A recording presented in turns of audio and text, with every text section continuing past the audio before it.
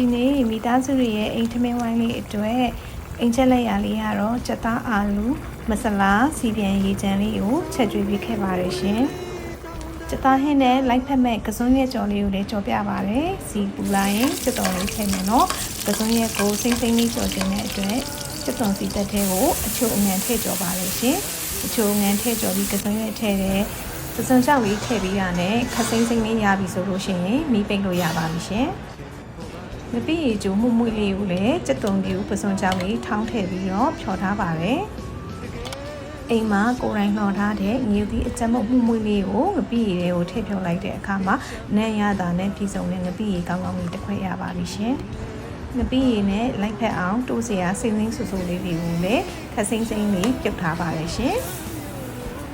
နောက်ဆုံးအနေနဲ့တိုးစရာလေးတွေအားလုံးရသွားပြီဆိုတော့ထမင်းဟင်းခုခတ်ပြီးမိသားစုတွေခေါင်းမော့မော့တန်းထမင်းစားမိန်တဲ့နေ့လေးပါရှင်